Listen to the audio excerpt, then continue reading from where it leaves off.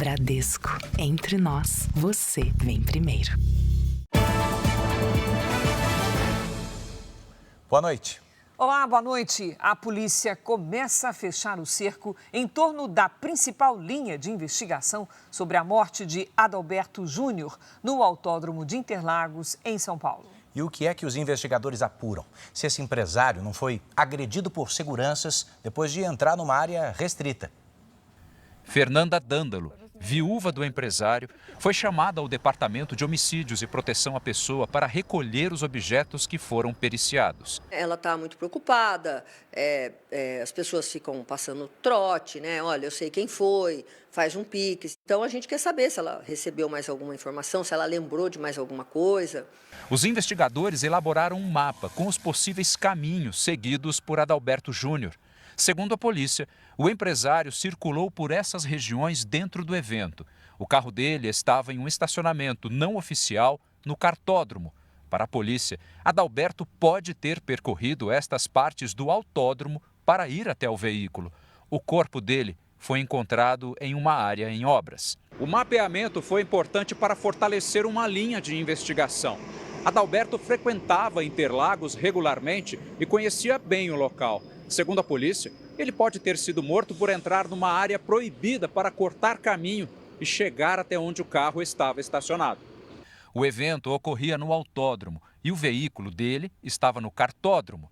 Os locais têm seguranças independentes. Uma das hipóteses é que ele tentou cortar caminho para entrar no cartódromo e pode ter sido abordado por seguranças. Se aonde ele estava era proibido entrar, passar por ali, pode também o pessoal da vigilância, ali, da segurança, ter abordado e ele ter, olha, o que foi, né, ter reagido e eles terem dado aí o famoso mata-leão ou ter segurado ele aí pelo braço, né? A compressão torácica, apontada como causa-morte num laudo preliminar, pode ter sido causada por uma imobilização. A possibilidade de acidente está descartada. O empresário foi encontrado descalço e com os pés limpos, o que sugere que ele não andou pelo chão de terra da obra. O amigo Rafael Aliste, que esteve com o empresário no evento, deve ser ouvido novamente amanhã.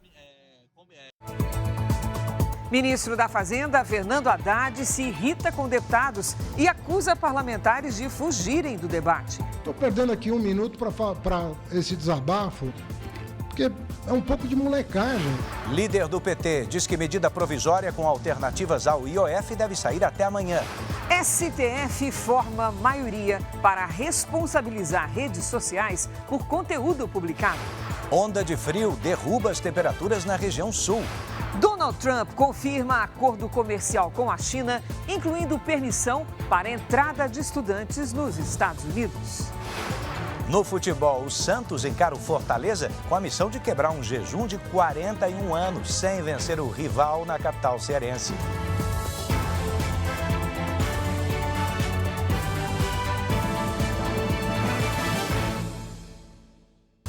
Oferecimento Bradesco, cartões de crédito com benefícios de estrela de cinema.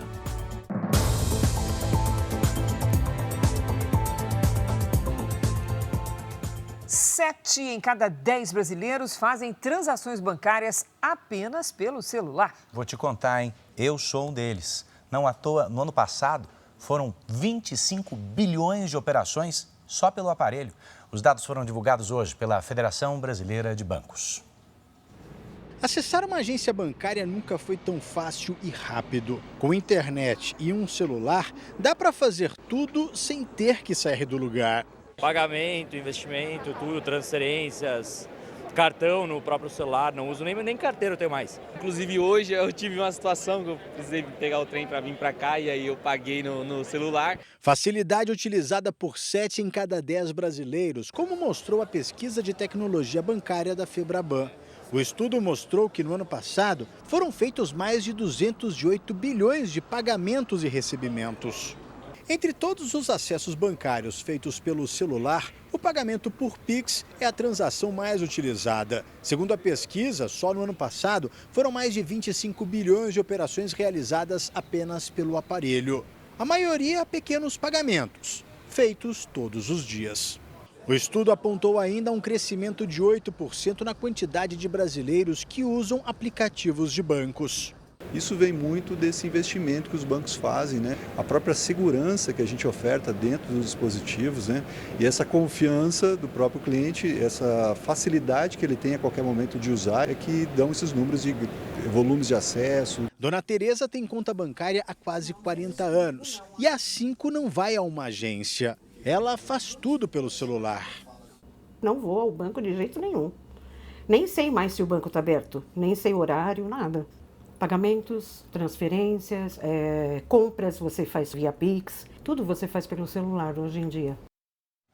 Vem cá, e você já ficou com o cartão preso ali no caixa eletrônico? Atenção, porque a Polícia Federal fez uma operação para investigar uma única quadrilha de golpistas que estava instalando dispositivos nos caixas para fazer o quê? Prender o cartão do cliente. Na segunda etapa deste golpe, o grupo abordava as vítimas oferecendo ajuda e passava o número de uma falsa central telefônica. Dessa forma, eles conseguiam roubar senhas e dados pessoais. Os mandados de busca e apreensão foram cumpridos no Rio de Janeiro e em São Paulo. A investigação começou após a prisão em flagrante de 3 suspeitos no ano passado. Segundo a polícia, os criminosos usavam um dispositivo para prender os cartões dos clientes nos caixas eletrônicos. Depois, eles apareciam e orientavam as vítimas para que ligassem em um telefone de serviço. Mas o número era de uma central do crime. Desta forma, eles conseguiam ter acesso a senhas e a dados bancários. De posse dessas informações, os criminosos acabavam retirando o cartão do cliente do caixa eletrônico e realizando operações financeiras fraudulentas. R$120 mil foram apreendidos na casa de um dos investigados. Todo o material recolhido pelos agentes da Polícia Federal foi encaminhado à perícia. Em nota, a Caixa Econômica Federal informou que colabora com as investigações e que vem aperfeiçoando os critérios de segurança em movimentações financeiras. Não aceite ajuda de estranhos. Não transmita os seus dados bancários e os seus dados pessoais a estranhos. Procure um funcionário devidamente identificado para auxiliá-lo. Olha o que aconteceu com uma mulher que parou o carro por causa de um pneu furado. Ela foi cercada por criminosos e sequestrada em São Paulo. A vítima ficou 17 horas num cativeiro. Parte da quadrilha já está presa. Foram 2 meses de investigação para chegar aos suspeitos. Na operação de hoje, 2 homens foram presos e 2 menores apreendidos, porque teriam participado de um sequestro relâmpago na zona oeste de São Paulo. A vítima foi uma mulher de 45 anos, moradora de Campinas, no interior do estado. Ela iria participar de um evento na capital. Passava a noite aqui pela Marginal Tietê, percebeu que o pneu do carro havia furado e parou. Foi quando os criminosos chegaram e ela foi sequestrada. A quadrilha se dividiu. Enquanto a vítima era levada para o cativeiro, 2 homens seguiram no carro dela até essa rua, ao lado de um condomínio, onde o veículo foi abandonado. Foi neste barraco, numa comunidade da Zona Oeste, que a mulher ficou 17 horas na mira dos sequestradores. Ela é levada e os criminosos fazem movimentações financeiras nos dispositivos eletrônicos dela para conseguir o que eles querem, que é dinheiro. Dados da Secretaria da Segurança Pública mostram que no primeiro trimestre foram registradas no estado 61 ocorrências da chamada extorsão mediante sequestro, alta de quase 13% em relação ao mesmo período do ano passado. O sequestro, ele é um crime que atinge todo um núcleo familiar. Então, quando desaparece uma pessoa, está sequestrada, toda uma família fica desesperada. Em Osasco, na Grande São Paulo, outro caso. 2 mulheres foram presas por suspeita de envolvimento no sequestro relâmpago de um motorista de aplicativo. R$4 mil foram transferidos da conta da vítima.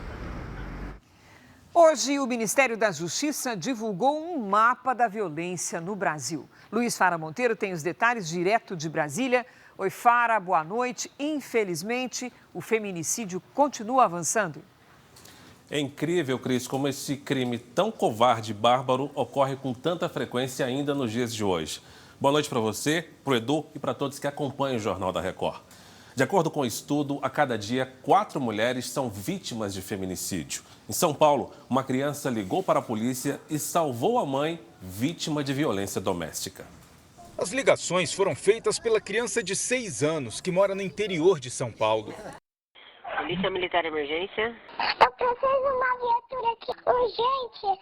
Meu pai bateu na minha mãe, tá pingando sangue aqui. Desde ontem fica batendo na minha mãe, sou uma criança.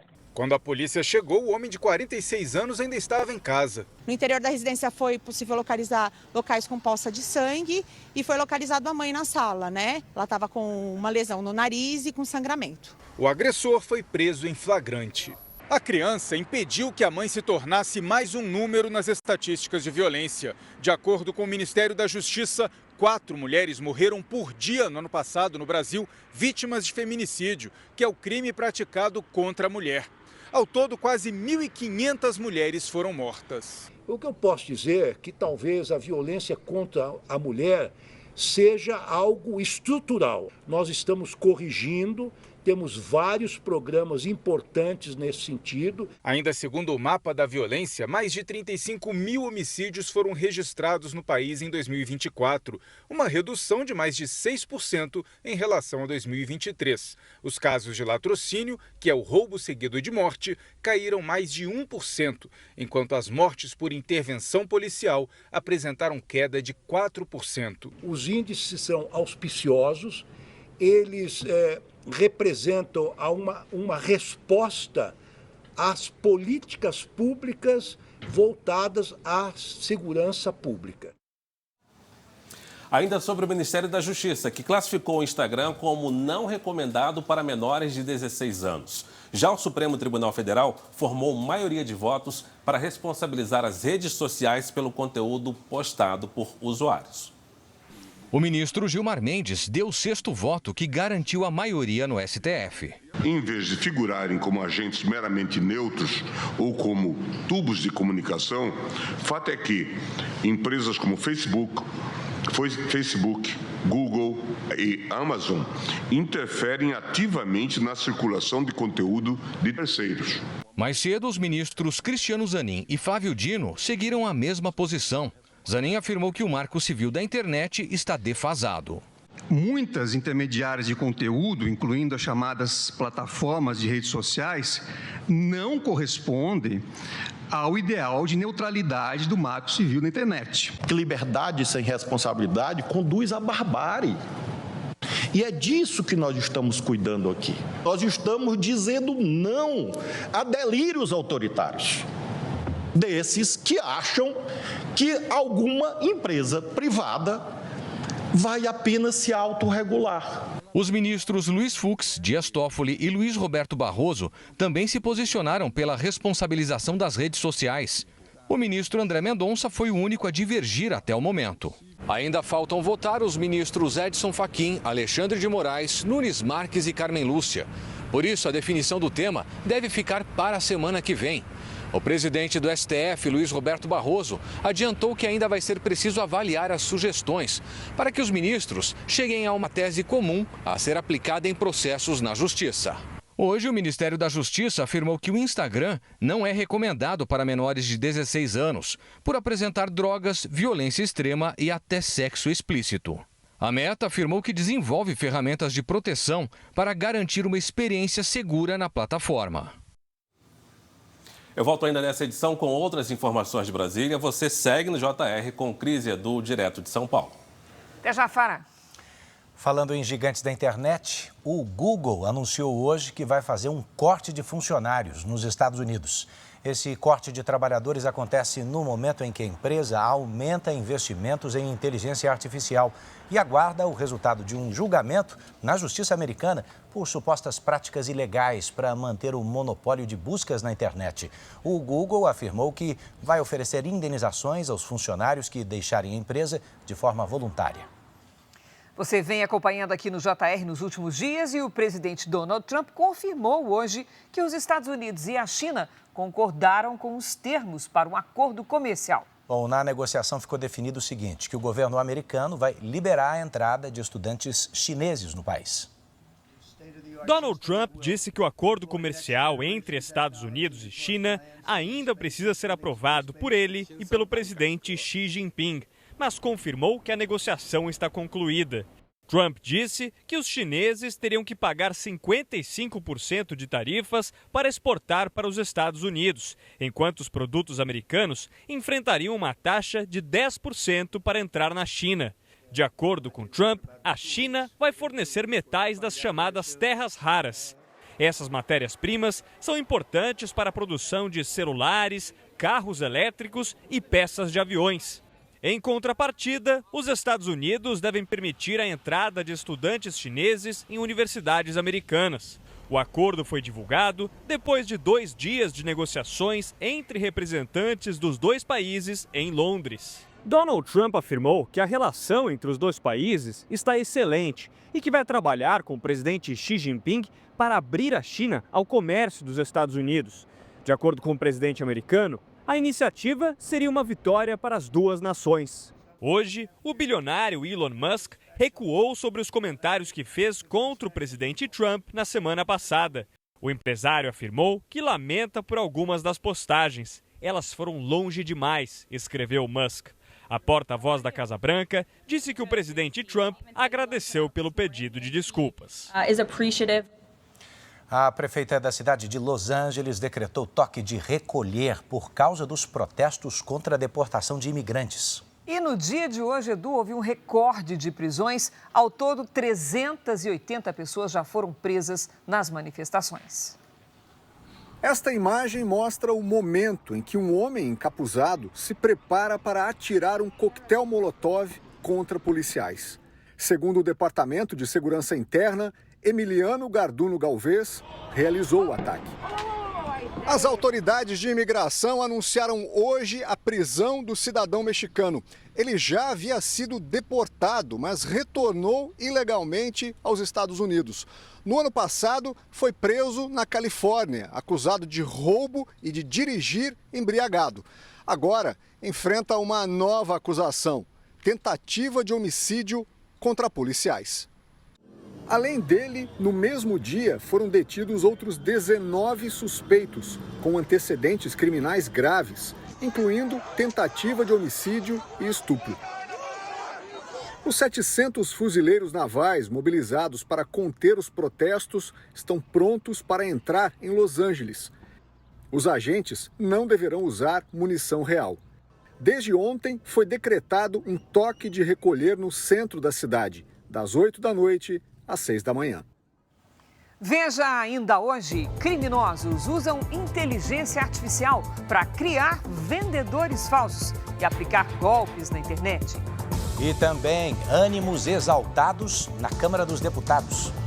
A audiência na Câmara é encerrada após bate-boca entre Fernando Haddad e deputados de oposição.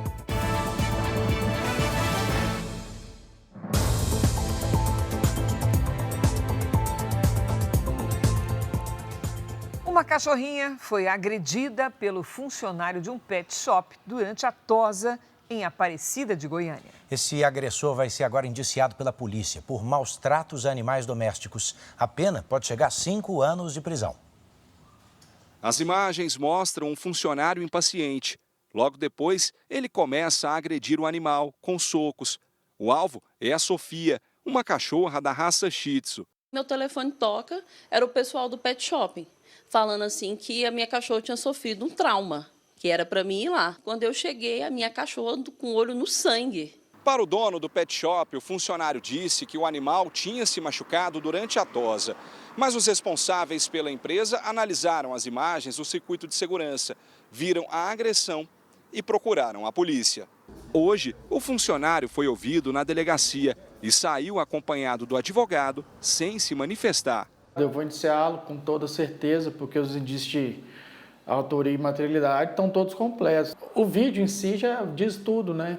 Este psicólogo especialista em comportamento animal explica que os tutores precisam ficar atentos aos sinais para identificar se o animal está sendo vítima de maus tratos. Se com o passar do tempo ele continuar com o rabo entre as pernas, ficar só pelos cantos, ele não está confortável nesse ambiente. A Polícia Civil investiga o que provocou um incêndio em um aterro sanitário na região metropolitana de Belém. A fumaça se espalhou pelas cidades da região. O fogo começou ontem à tarde no antigo lixão do Aurá, na Grande Belém. Segundo a Prefeitura da capital, que fiscaliza o contrato com a empresa que administra o aterro, as más condições e falta de estrutura do local podem ter contribuído para o incêndio. O lugar ainda recebe descarte irregular de lixo. A Prefeitura disse que vai exigir aumento da fiscalização. O funcionário foi preso por causa das irregularidades. Outras 2 pessoas prestaram depoimento. Hoje temos 2 inquéritos policiais, ao qual essa empresa está sendo investigada pela conduta e pelos crimes ambientais que estão ocorrendo. Na madrugada, era possível ver a fumaça de vários pontos de Belém. As equipes vieram, passaram a noite aqui, com auxílio da própria empresa, com maquinário pesado e tudo mais, revirando esse lixo, apagando os focos de incêndio, né? A empresa que administra o aterro nega que o incêndio tenha ocorrido na área sob responsabilidade dela e diz que colabora com as autoridades. O fogo só foi controlado no final da manhã. Quem trabalha ou mora na comunidade sofre com a fumaça que costuma se intensificar no verão amazônico, período mais quente e seco do ano na região, que começa no mês que vem. A vizinhança reclama da qualidade do ar. Olha como é que eu tô com minha garganta, não posso nem falar. O bairro aqui é muito tranquilo, sabe? O problema é só a fumaça, né? Terrível, hein? A gente já vai te mostrar que as apreensões de super maconha dispararam em São Paulo. A droga é mais potente e mais cara que a maconha comum. E também, sul do país tem frio extremo e geada na Serra Catarinense. A temperatura chegou a 6,5 graus negativos.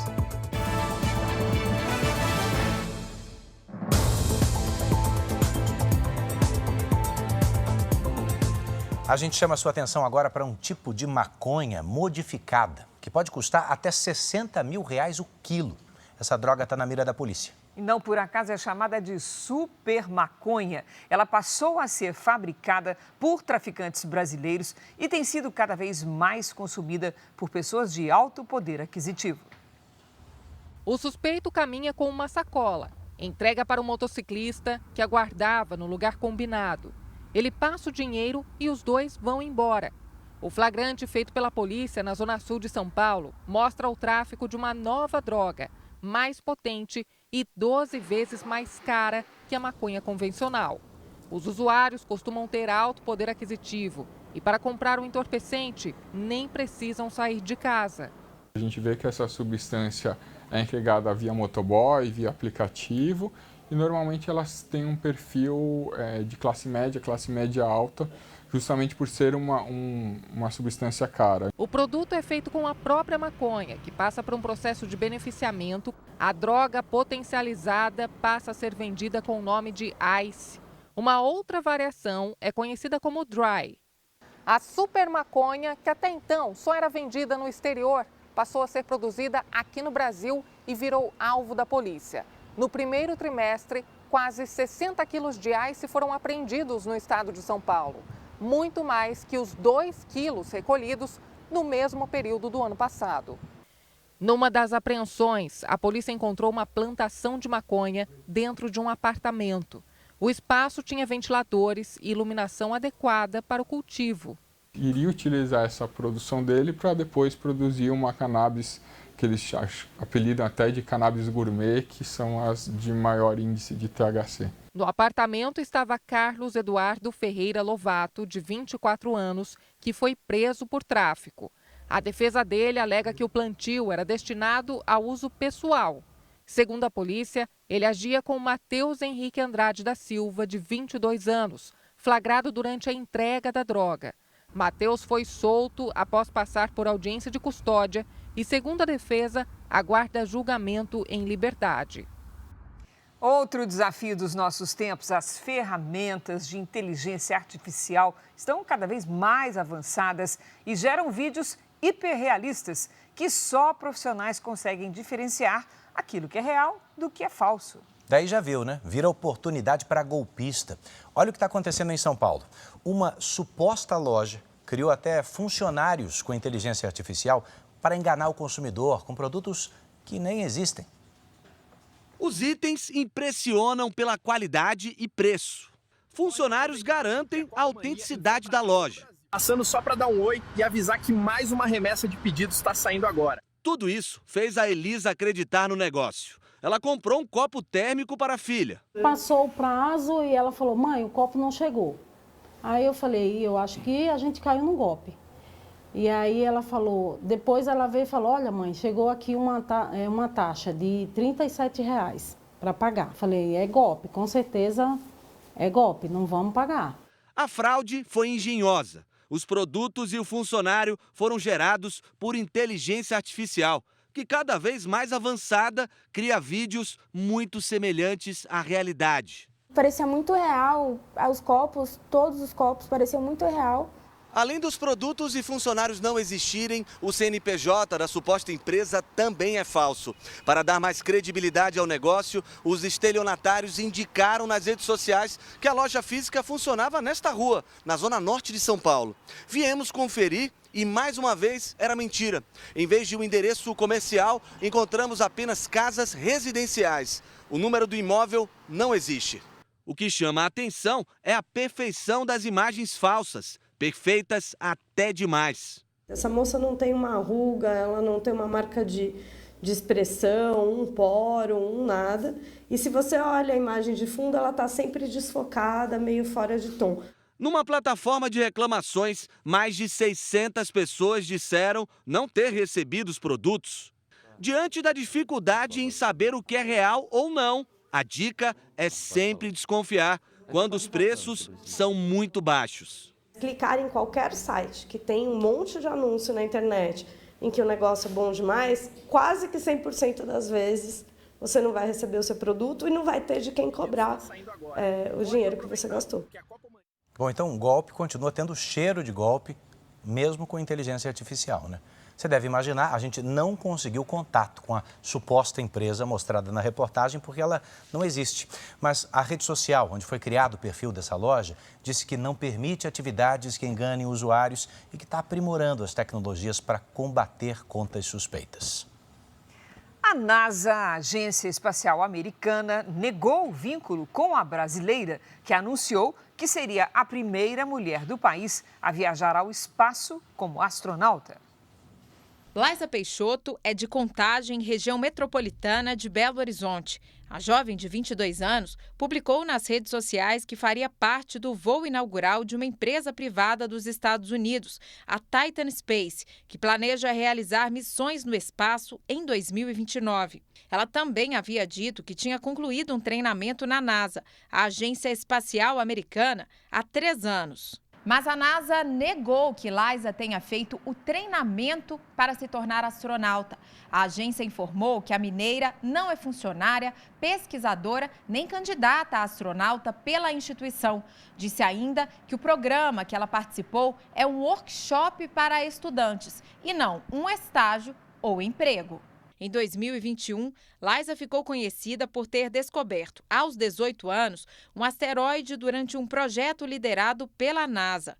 Ela era estudante de física na Universidade Federal de Minas Gerais, curso que abandonou 2 anos depois para se mudar para os Estados Unidos. Laisa não quis gravar entrevista, mas enviou uma nota e negou que tenha citado a NASA ou que tenha afirmado que seria uma astronauta da agência espacial. Nós procuramos a Titan Space para esclarecer se Laisa teria sido convidada para integrar a missão espacial, mas ainda não tivemos retorno.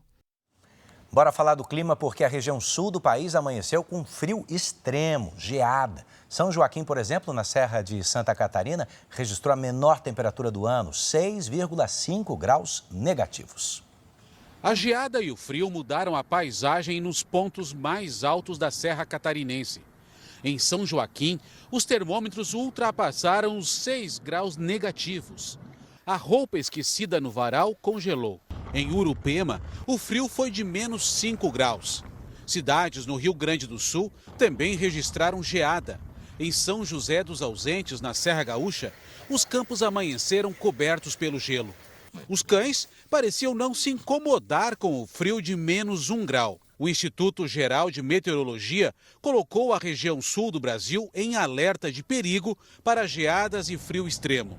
Em Santana do Livramento, na fronteira com o Uruguai, os termômetros marcaram 1,2 grau abaixo de zero. Em Porto Alegre, fez 6 graus. E mesmo com a tarde ensolarada, quem saiu às ruas precisou se agasalhar muito bem. Dados da Secretaria de Assistência Social apontam que cerca de 5.000 pessoas vivem em situação de rua na capital gaúcha.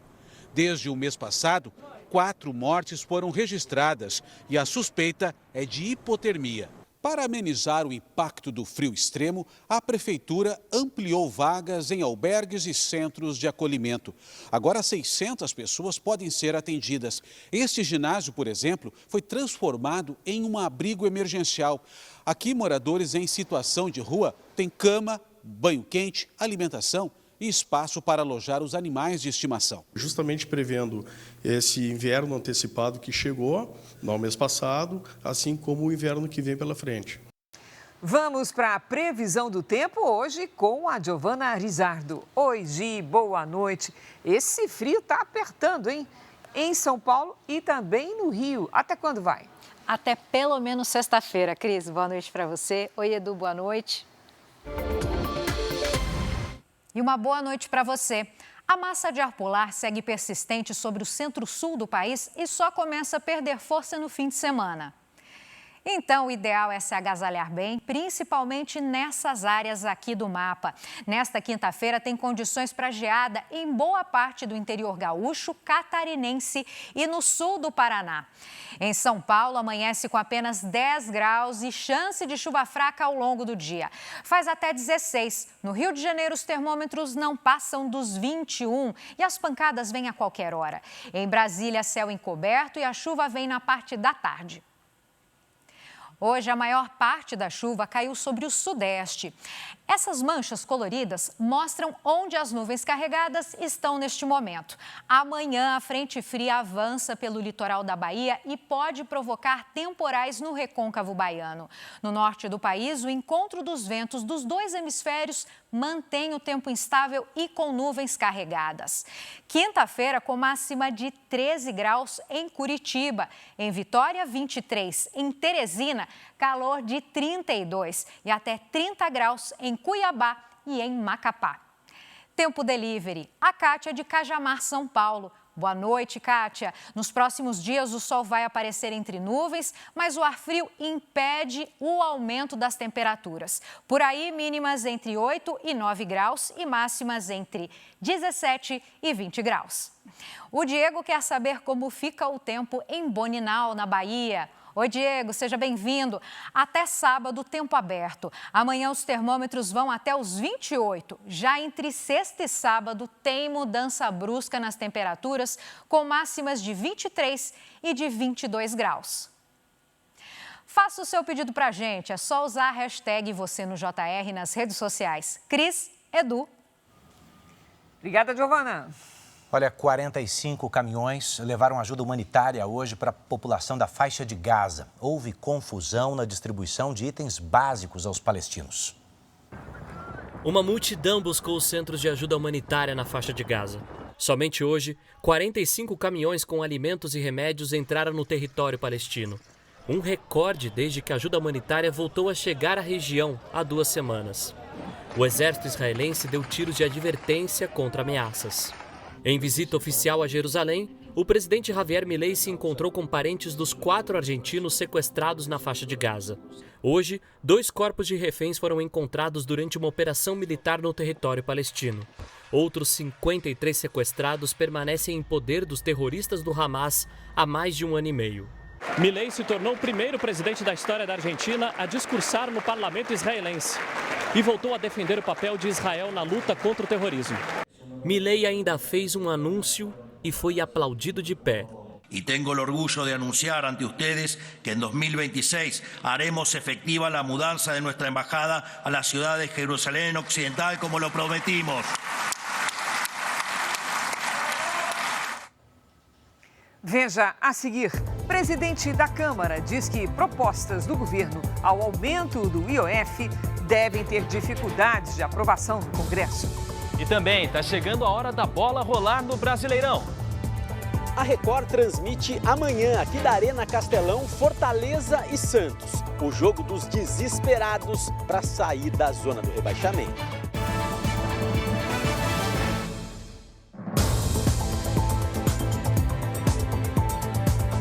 Já estamos de volta para você saber que o ministro Fernando Haddad foi ouvido hoje na Comissão de Finanças da Câmara. Mas como vai nos contar Luiz Fara Monteiro, direto de Brasília, teve bate-boca, né, Fara?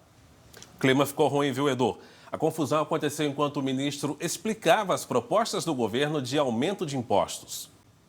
O embate começou quando os deputados Nicolas Ferreira e Carlos Jordi criticaram as medidas anunciadas pelo governo para equilibrar as contas públicas. Agora aparecem aí dois deputados, fazem as perguntas e correm do debate.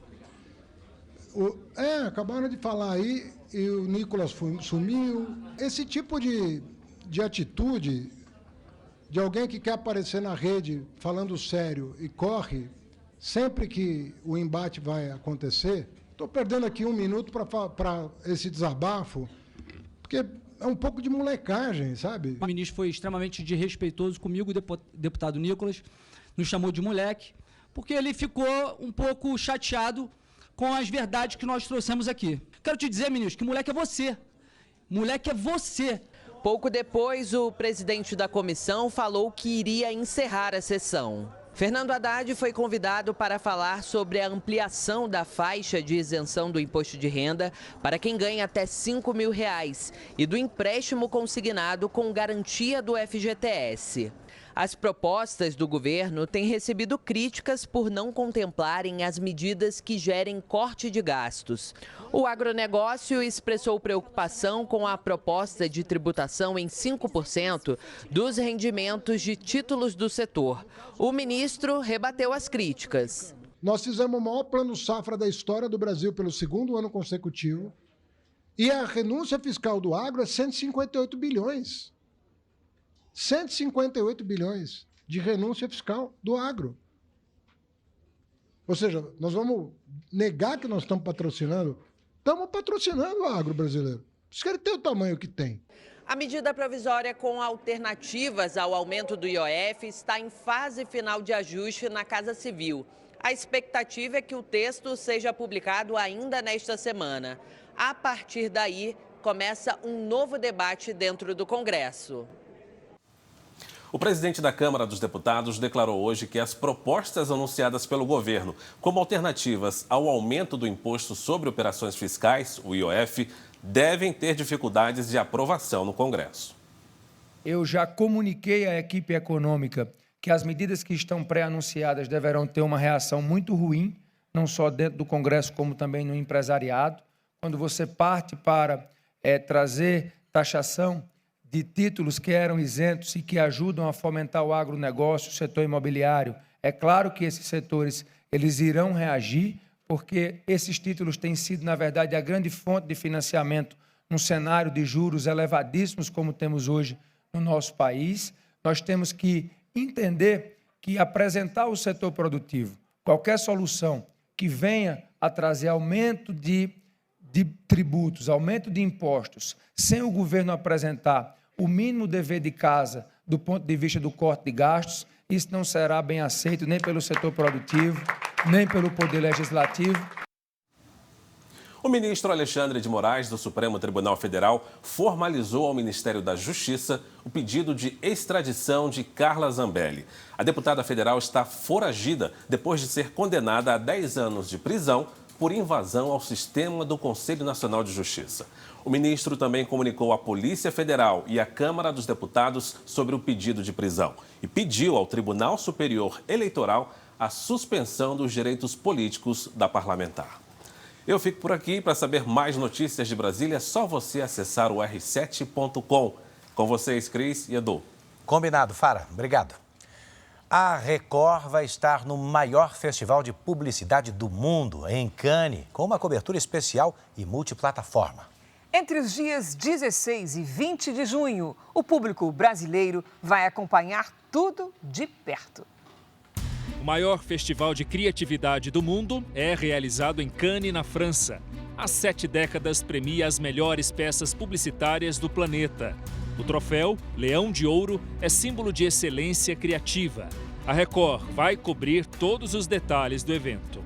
José Papa, que já foi CEO do Cannes Lions por 2 edições, será parceiro na cobertura multiplataforma da Record, com histórias exclusivas e de bastidores. A Record vai mostrar que ela está conectada com o veio de transformação brasileiro, que ela tem essa visão do que está acontecendo lá na frente, a visão de futuro no presente, que ela está conectada com todas essas transformações, com a inovação, com inteligência artificial, com tudo que significa esse mundo criativo global e o que ele representa para a nossa realidade no Brasil.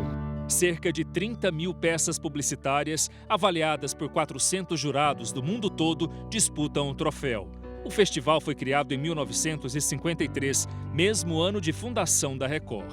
Conectar nesse momento muito especial, onde o Brasil é reconhecido como o país mais criativo do planeta. A Record faz parte, de certa maneira, dessa história.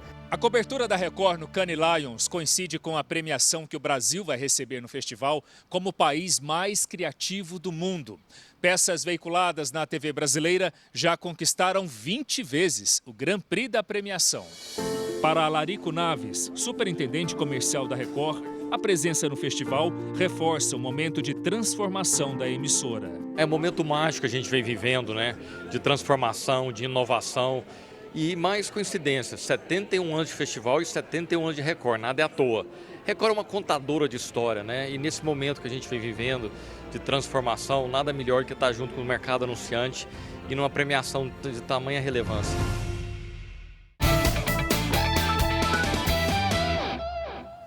O Campeonato Brasileiro vai voltar amanhã na tela da Record. E você vai acompanhar Fortaleza e Santos direto da Arena Castelão a partir das 7 da noite. Hoje quem está com a gente é o Pedro Ramiro. Oi, Pedro, boa noite, muito bem-vindo. Vida ou morte amanhã o jogo? É o jogo da vida, Cris. Boa noite para você, para o Edu, para quem nos acompanha aqui na tela da Record. Fortaleza e Santos precisam da vitória para sair da zona de rebaixamento. O duelo mais recente entre essas equipes não traz boas recordações para o time santista, que, aliás, não vai contar com o Neymar, que foi expulso no último jogo. O adversário não traz boas lembranças ao torcedor santista. Foi um dos dias mais tristes da minha vida. Lá na Vila Belmiro foi, infelizmente, o dia do rebaixamento. Foi a derrota para o Fortaleza por 2-1 em 2023 que decretou o primeiro rebaixamento do Santos para a Série B, em plena Vila Belmiro. Agora o time voltou à elite, mas está novamente entre os 4 últimos da tabela. Nem isso impediu os irmãos Lucas, Thiago e Diego, torcedores apaixonados, de enganar o pai para marcar as férias da família justamente quando o Santos fosse jogar em Fortaleza. O ingresso dele está comprado, já vai ter que vir. A camisa dele já está aí, tá tudo certinho. A última vez que o Santos venceu o Fortaleza na capital cearense foi em 1984. De lá para cá foram 8 jogos e nenhuma vitória do Peixe. Mas história não entra em campo, não ganha jogo e o Fortaleza vive uma situação parecida com a do Santos. O clube também está na zona do rebaixamento. Por isso, mais do que nunca, a força da torcida aqui na Arena Castelão vai ser fundamental para tentar tirar o time dessa situação. Sinto uma sensação muito ruim dentro mío, me entende? Tanto por mim, por o clube, por os jogadores, por um momento muito difícil. Muito difícil. E se você não fez como os irmãos santistas que marcaram as férias para assistir esse jogo, fica tranquilo. A Record transmite a partida para todo o Brasil, com exclusividade em TV aberta. Amanhã, a partir das 7 da noite. O R7 e o Play Plus também vão estar nessa cobertura. Curado da Covid-19, Neymar participou em São Paulo de um leilão beneficente. No evento, o craque falou sobre as chances de renovação com o Santos. Sem a obrigação de se concentrar para o jogo contra o Fortaleza, porque está suspenso, Neymar primeiro despistou sobre a permanência no Santos. Quando que eu tinha falado? Você tinha falado que era 7, era 10. Dia hoje? Que dia é hoje? Hoje é dia 10. Então... E que dia tinha falado? Dia 12. Então dia 12 vocês Depois ele se abriu um pouco mais. Numa escala de 0 a 10, Neymar respondeu sobre as chances de renovação e animou os santistas. 7. Opa! O Ministério Público do Distrito Federal denunciou hoje o jogador Bruno Henrique, do Flamengo, por fraude esportiva e estelionato. O atleta é suspeito de tomar um cartão amarelo de propósito para beneficiar apostadores da família. Além dele, o irmão, a cunhada e uma prima foram denunciados. A defesa do jogador ainda não se pronunciou sobre a denúncia. Depois da pausa para os jogos da seleção, o Campeonato Brasileiro vai ser retomado amanhã. E a Record, o R7 e o Play Plus transmitem Fortaleza e Santos a partir das 7 da noite, ao vivo, direto da Arena Castelão. Cris, Edu. Que negócio de vacaciones é esse? Vacaciones. Vamos trabalhar, férias, vamos trabalhar. Descansar. O povo Obrigada, quer. Pedro. O povo está chamando. Mas atenção, porque por causa do jogo, amanhã, o Jornal da Record será mais cedo, 6h15 da tarde. Estamos combinados? A gente fica por aqui, mas à 00:30 tem mais JR. E você assiste a edição de hoje no Play Plus e em todas as nossas plataformas digitais. A programação da Record está sempre ao vivo e de graça para você no Play Plus. Fique agora com a novela Força de Mulher e logo depois de Reis tem a prova dos casais e a formação da DR, que é ao vivo, viu, Edu? No Power Couple. Não perca! Ótima noite para você. Boa noite e bora para a próxima.